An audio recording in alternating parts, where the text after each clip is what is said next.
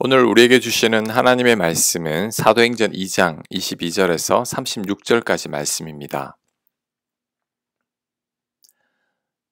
이스라엘 사람들아 이 말을 들으라. 너희도 아는 바와 같이 하나님께서 나사렛 예수로 큰 권능과 기사와 표적을 너희 가운데서 베푸사 너희 앞에서 그를 증언하셨느니라.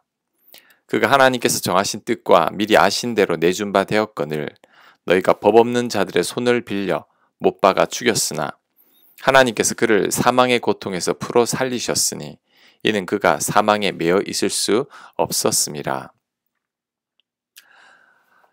베드로는 예수님이 내준 바 되었다고 말합니다. 여기서 내준 바 되었다는 말은 빼앗겼다는 말이 아닙니다. 하나님께서 자원하여 내주셨다는 뜻이죠. 하나님께서 힘이 없어서 예수님을 백성들 손에 빼앗긴 게 아닙니다. 예수님이 무능해서 백성들 손에 죽은 것도 아닙니다. 하나님께서 우리를 살리기 위해서 아들을 기꺼이 내어주신 것입니다. 예수님은 우리를 사랑하사 우리를 구원하기 위해 스스로를 포기하신 것입니다. 하나님과 예수님께서 우리를 위해 양보하신 것이죠. 하지만 죽음도 예수님을 꺾을 수는 없었습니다. 예수님은 사망에 매여 있을 수 없는 분이십니다. 왜냐하면 예수님은 다시 살아나셔야 합니다. 예수님이 죽으시고 부활하지 않으신다면 우리의 삶도 죽음으로 끝나고 말 것입니다. 예수님이 살아나셔야 우리도 후에 부활할 수 있습니다. 그래서 하나님께서 예수님을 다시 살리신 것입니다. 예수님이 부활의 첫 열매가 되셔야지만 우리 또한 죄로 인해 죽은 후에 부활할 수 있게 되는 것입니다. 이를 볼 때 하나님께서 예수님을 내주신 것은 오히려 우리를 위함이었습니다. 하나님께서 힘이 없어서 예수님을 포기하신 게 아니라 우리를 살리기 위해서였죠. 살다 보면 때로는 우리 삶에서도 이와 유사한 일들이 벌어질 수 있습니다. 우리 삶에 하나님께서 전혀 개입하지 않으시는 것처럼 느껴질 때가 있습니다. 우리가 고난 가운데 있을 때 전혀 도와주시지 않는 것처럼 느껴질 때가 있습니다. 왜 하필 나에게 이런 고난이 오는지 도무지 이해가 되지 않을 때도 있습니다. 하지만 이때 하나님께서 우리를 사랑하지 않으시거나 무관심해서가 아닙니다. 하나님께서 무능하신 것도 아닙니다. 하나님께서 고난 가운데 우리를 내주셨을 때에는 그만한 이유가 다 있는 것입니다. 아들 예수님도 십자가 죽음에 내어주셨지만 그 십자가가 오히려 우리를 살리는 것이었습니다. 십자가 고난이 너무나 고통스럽지만 그 고통으로 인해 우리가 구원받고 살게 되었습니다. 마찬가지로 우리가 고난을 당할 때는 힘들지만 하나님께서 그 고난을 허락하셨다면 그 고난이 오히려 우리에게 유익이 될 것입니다. 하나님께서 고난을 허락하실 때에는 그만한 이유가 다 있습니다. 오히려 우리가 고난 가운데 있을 때 하나님은 우리를 더욱더 긍휼히 여기십니다. 우리가 고생하며 근심할 때 하나님도 너무나 마음 아파하십니다. 그래서 예레미야 3장 32절은 이렇게 말하죠. 그가 비록 근심하게 하시나 그의 풍부한 인자하심에 따라 긍휼히 여기실 것임이라. 주께서 인생으로 고생하게 하시며 근심하게 하심은 본심이 아니시로다.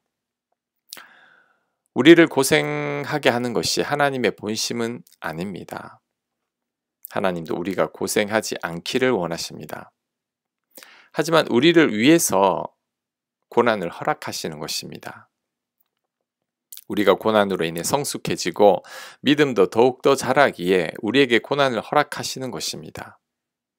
우리가 고난을 통해 한층 더 업그레이드 되기에 하나님께서 우리에게 고난을 허락하시는 거죠. 그러니 하나님께서 우리에게 고난을 주셨다고 원망하거나 불평해서는 안 됩니다. 하나님께서 능력이 없어서 우리를 고난 가운데 내모시는 게 아닙니다. 욥을 기억해야 합니다. 사탄이 하나님께 와서 욥에게 고난을 주겠다고 했을 때 하나님께서 힘이 없어서 허락한 게 아닙니다. 오히려 욥을 위해서 잠시 욥을 사탄에게 내주신 거죠. 물론 욥이 고난으로 인해 너무나 고통스러웠을 것입니다. 하지만 그 고난으로 인해 욥은 자신이 그동안 얼마나 교만했는지를 깨닫게 되었습니다. 감히 피조물인 자신이 창조주 하나님께 따지며 대들었다는 것도 알게 되었죠.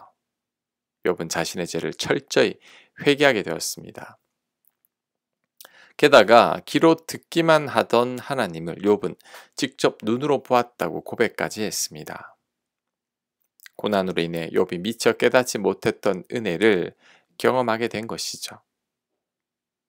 고난으로 인해 지금 당장은 힘들고 이해가 되지 않겠지만 시간이 지나면 다 알게 될 것입니다. 지금은 하나님이 너무 원망스럽고 하나님께 불평하겠지만 조금만 지나면 다 알게 될 것입니다. 그 고난으로 인해 내가 유익하게 되었다는 것을, 내가 이전보다 더욱더 성숙하게 되었다는 것을, 우리는 이 사실을 굳게 믿어야 합니다. 그럴 때 우리가 만나는 그 어떤 고난도 거뜬히 이겨낼 수 있을 것입니다. 그 고난마저도 감사하게 될 것입니다. 25절입니다. 다윗이 그를 가리켜 이르되 내가 항상 내 앞에 계신 주를 배웠으며 나로 요동하지 않게 하기 위하여 그가 내 우편에 계시도다. 그러므로 내 마음이 기뻐하였고 내 혀도 즐거워하였으며 육체도 희망에 거하리니 이는 내 영혼을 음부에 버리지 아니하시며 주의 거룩한 자로 썩음을 당하지 않게 하실 것이미로다. 주께서 생명의 길을 내게 보이셨으니 주 앞에서 내게 기쁨이 충만하게 하시리로다 하였으므로 형제들아 내가 조상 다윗에 대하여 담대히 말할 수 있노니 다윗이 죽어 장사되어 그 묘가 오늘까지 우리 중에 있도다. 그는 선지자라 하나님이 이미 맹세하사 그 자손 중에서 한 사람을 그 위에 앉게 하리라 하심을 알고 미리 본고로 그리스도의 부활을 말하되 그가 음부에 버림이 되지 않고 그의 육신이 썩음을 당하지 아니하시리라 하더니 이 예수를 하나님이 살리신지라. 우리가 다 이 일의 증인이로다. 하나님의 오른손으로 예수를 높이심에 그가 약속하신 성령을 아버지께 받아서 너희가 보고 듣는 이것을 부어 주셨느니라. 다윗은 하늘에 올라가지 못하였으나 친히 말하여 이르되 주께서 내 주에게 말씀하시기를 내가 내 원수로 내 발등상이 되게 하기까지 너는 내 우편에 앉아 있으라 하셨도다 하였으니 그런즉 이스라엘 온 집은 확실히 알지니 너희가 십자가에 못 박은 이 예수를 하나님이 주와 그리스도가 되게 하셨느니라 하니라. 아멘. 베드로가 이번에는 다윗의 시편 16편을 인용해서 예수님에 대해 설명합니다. 다윗은 선지자와 같은 사람이어서 다윗은 시편을 통해 예수님을 미리 예언했다고 말합니다. 다윗의 시편에 의하면 예수님은 음부에 버려지지 않으시고 부활하실 것이라고 말씀합니다. 그 예언대로 하나님께서 예수님을 다시 살리셨습니다. 다윗의 예언대로 이루어진 거죠. 그리고 이 예수님이 바로 주님이요 그리스도라고 말합니다. 죄 많은 인간들을 구원하기 위한 하나님의 놀라운 계획과 섭리인 것이죠. 그래서 23절은 하나님께서 정하신 뜻과 미리 아신 대로 예수님을 내주신 것이라고 말씀합니다. 하나님께서 정하신 뜻과 미리 아신 대로 예수님은 하나님께서 태초부터 이미 정하신 하나님의 뜻입니다. 인간을 향한 하나님의 놀라운 사랑의 계획인 거죠. 그래서 에베소서는 이렇게 말씀합니다. 에베소서 1장 4절입니다.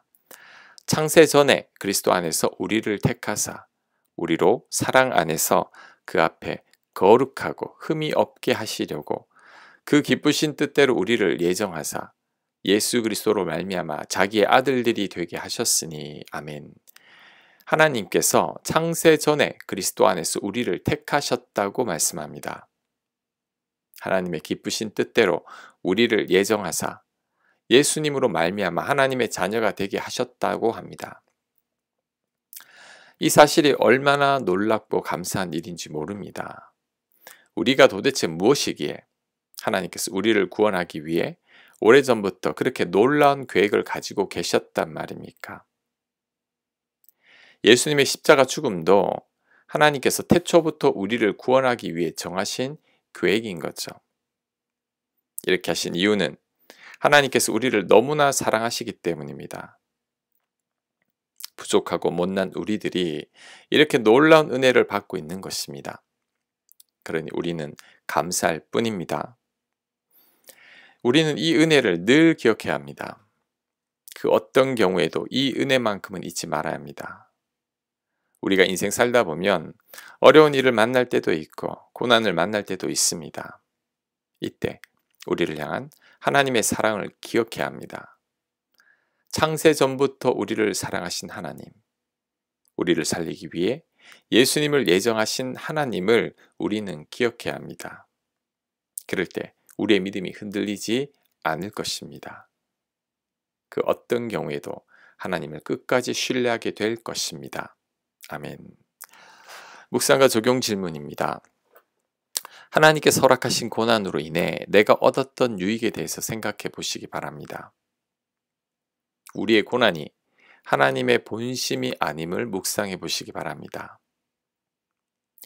지금 이해할 수 없는 고난이 있다면 그 고난으로 인해 결국 유익하게 될 것이라는 믿음을 가져보시기 바랍니다.